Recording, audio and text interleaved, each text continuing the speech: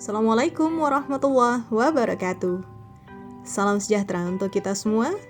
Om Swastiastu, Nama Budaya, salam kebajikan, rahayu untuk kita semua. Bertemu kembali bersama saya Yen Oktavia, calon guru penggerak angkatan 4 dari Kabupaten Ogan Komering Ulu Timur, Provinsi Sumatera Selatan. Bapak dan Ibu guru, pada modul 3.1.A.4 dalam eksplorasi konsep nilai-nilai kebajikan universal, saya akan melakukan sesi wawancara bersama rekan sejawat saya, Ibu Septiana, untuk berbagi pendapat tentang kasus 3. Selamat mendengarkan.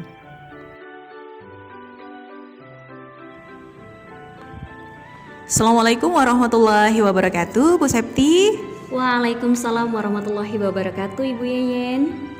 Terima kasih banyak Bu Septi telah mau meluangkan waktunya untuk berdiskusi bersama saya dalam memecahkan satu studi kasus pada modul 3.1 yang ada pada LMS Program Calon Guru Penggerak. Ini yang akan kita diskusikan adalah studi kasus nomor 3 ya Bu ya. Seperti ini kasusnya Bu Septi. Iya Bu. Studi kasus 3. Anda adalah seorang guru bahasa Indonesia di SMA Karakter Mulia. 4 hari lagi adalah hari pembagian rapot semester 1.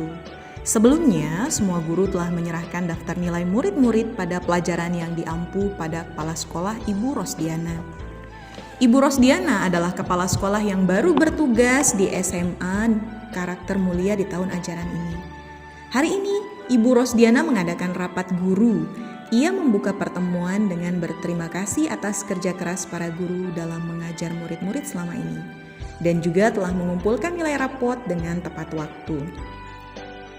Kemudian, ia menyampaikan bahwa secara umum nilai rapot yang diberikan oleh guru-guru terlalu rendah dan tidak mencukupi untuk mendukung murid-murid masuk perguruan tinggi negeri melalui jalur nilai rapot dan jalur tanpa tes. Ia dengan tegas menyatakan kalau nilai rapot tetap seperti itu, maka murid-murid sekolah kita sampai kapanpun tidak pernah bisa diterima di perguruan tinggi negeri melalui nilai rapot. Ia juga menyatakan bahwa salah satu target kerjanya di SMA Karakter Mulia adalah membuat 25% murid diterima di perguruan tinggi negeri dengan jalur rapot. Oleh karena itu, sejak murid di kelas 10, nilai rapot mereka harus dibuat bagus dan menunjukkan grafik peningkatan. Ibu Rosdiana akhirnya meminta guru-guru untuk menaikkan nilai murid 10 poin. Maka bila nilai murid 70 menjadi 80 dan seterusnya. Demi membantu masa depan mereka dan juga demi nama baik sekolah agar kepercayaan masyarakat meningkat. Bila banyak murid di sekolah ini yang diterima PTN dengan jalur nilai rapot. Anda telah mengajar di sekolah ini selama 5 tahun dan selama ini Anda diberi otoritas dan kepercayaan penuh dalam memberikan penilaian pada murid-murid Anda. Selama ada bukti penilaian yang lengkap, akurat dan dapat dipertanggungjawabkan. Anda merasa kredibilitas Anda diragukan dan integritas Anda dipertanyakan. Bila Anda meningkatkan, apa yang akan Anda lakukan? Atas dasar apa Anda melakukan itu? Nah, ini adalah studi kasus 3-nya ya Bu ya Septi ya. Baik Bu, sekarang menurut Ibu, jika seandainya Ibu Septi berada pada posisi seperti itu, keputusan apa yang akan Ibu ambil untuk menangani kasus seperti di atas? Baik Ibu Yeyen, terima kasih. Saya akan coba untuk menanggapi jika seandainya saya berada pada posisi tersebut sebagai guru mapel. Keputusan yang saya akan ambil adalah menolak arahan atau anjuran dari Ibu Rosdiana selaku kepala sekolah, karena menurut saya arahan dari Ibu kepala sekolah itu kurang tepat. Menurut Ibu tadi, usulan kepala sekolah itu kurang tepat. Kira-kira prinsip apa yang menjadi landasan berpikir Ibu dalam penolakan usulan tersebut? Baik, begini Bu.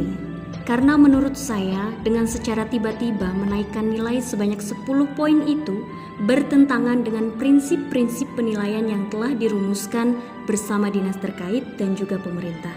Bahwa prinsip penilaian tersebut diantaranya harus sahih, valid, objektif, adil, terpadu, terbuka, berkesinambungan, sistematis, beracuan kriteria, serta akuntabel. Nah, sahih itu sendiri artinya nilai harus benar-benar sesuai dengan yang diperoleh murid. Lalu akuntabel itu artinya dapat dipertanggungjawabkan. Sedangkan Ibu Rosdiana memberikan arahan secara tiba-tiba untuk menaikkan nilai sebanyak 10 poin dari nilai asli yang diterima oleh murid. Sudah jelas, ini sangat bertentangan sekali. Oke, baik Bu Septi. Jika saya dengar dan amati bahwa Ibu sangat yakin dan mantap sekali ya dalam menolak usulan Ibu Rosdiana selaku kepala sekolah tadi ya Bu ya. Iya betul Bu, saya yakin sekali. Baik Bu, terima kasih untuk tanggapannya. Tapi begini Bu, jika nih nanti Ibu kepala sekolah meminta saran dari Bu Septi, karena kan biasanya jika kita menolak sesuatu ataupun bertentangan dalam berpendapat, biasanya lawan bicara kita akan meminta solusi atau pendapat dari kita. Nah, lalu bagaimana menurut Ibu? Apa yang akan Ibu sampaikan nanti kepada kepala sekolah terkait hal ini? Baik Bu, menurut saya ambil solusi lain yang lebih bijak. Misalnya dengan menaikkan KKM.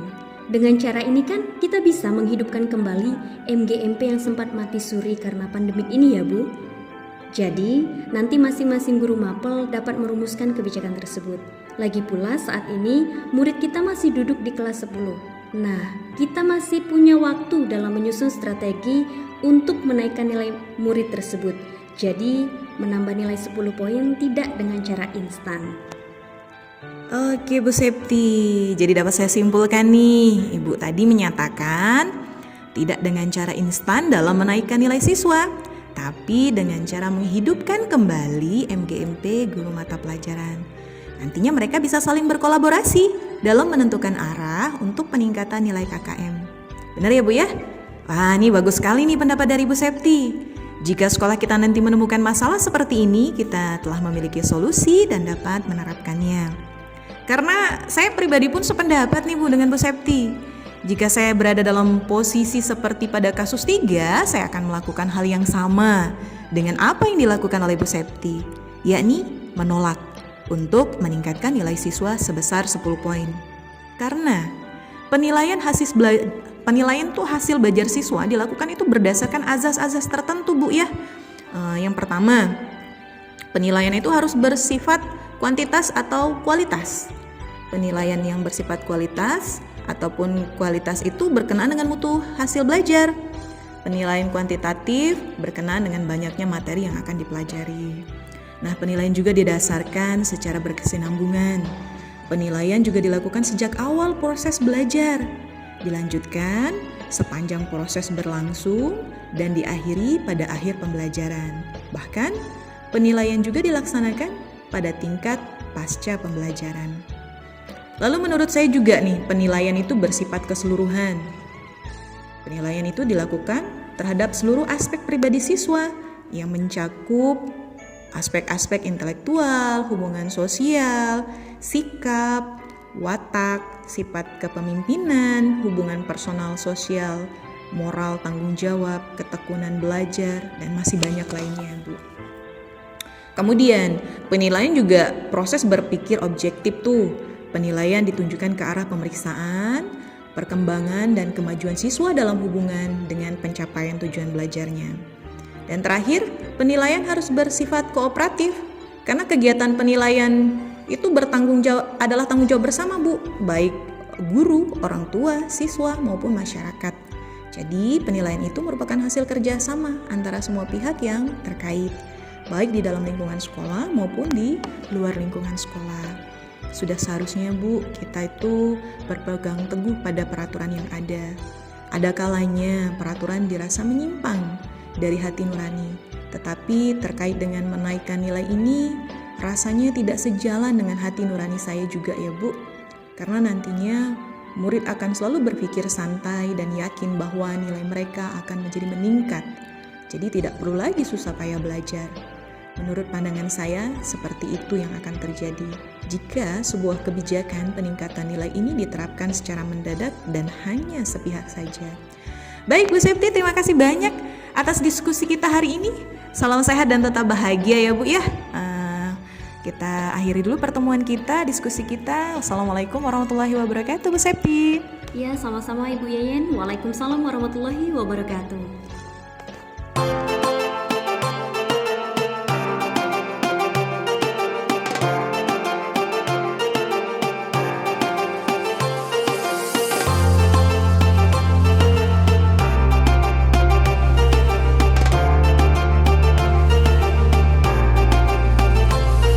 Tanggapan saya mengenai apa yang disampaikan oleh rekan sejawat Ibu Septiana adalah setuju bahwa memang kita sebagai seorang guru tidak lepas dari rasa empati dan rasa peduli terhadap murid-murid kita. Meskipun itu sedikit mengganggu integritas kita sebagai guru. Hanya saja, dalam memberikan nilai yang tinggi terhadap murid kita, perlu juga diimbangi dengan pembelajaran yang maksimal, baik dari guru maupun murid tersebut.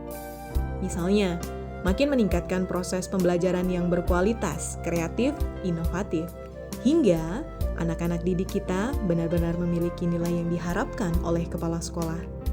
Dan murid-murid juga bisa masuk ke perguruan tinggi negeri sesuai dengan nilai dan kemampuannya. Prinsip-prinsip yang mendasari pemikiran rekan sejawat saya dalam mengambil keputusan adalah rasa keadilan melawan rasa kasihan. Karena ada benarnya juga ketika kita memilih sesuai keadilan. Karena nilai itu sudah dibuat sebagaimana mestinya sesuai dengan aturan.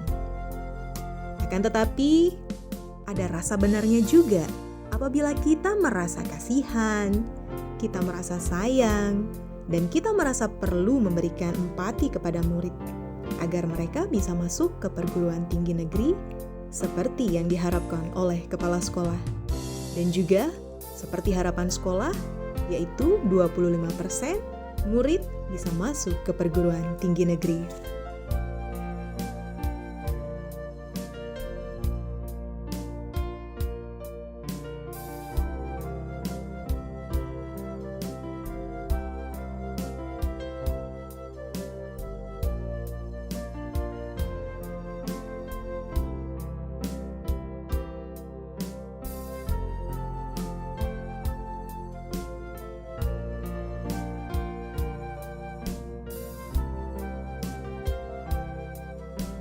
Paradigma inilah yang terjadi pada kasus 3, ketika harus memilih antara keadilan dengan rasa kasihan. Ini memang menjadi sebuah dilema bagi seorang guru, ketika dihadapkan pada rasa keadilan melawan rasa kasihan. Saya sependapat dengan Ibu Septiana, rekan sejawat, bahwa untuk masa depan murid, kita sebagai seorang guru harus memberikan jalan yang terbaik untuk mereka. Tapi bukan berarti dengan langsung menambahkan atau meningkatkan nilainya. Tapi kita bisa memperbaiki sistem pembelajaran dengan cara yang lebih berkreasi, lalu berinovasi dengan pembelajaran kita, sehingga murid-murid menjadi senang. Ketika murid senang dan mau mengikuti pembelajaran, maka secara otomatis nilai akademis pun akan semakin membaik. Hingga benar-benar nilai yang dihasilkan oleh murid adalah hasil karya mereka.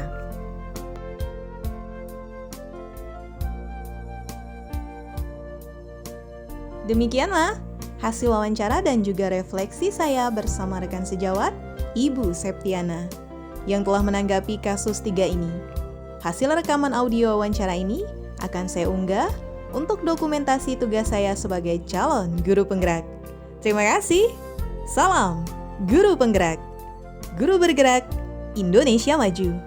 Wallahu waffiq ila aqwamit thoriq. Assalamualaikum warahmatullahi wabarakatuh.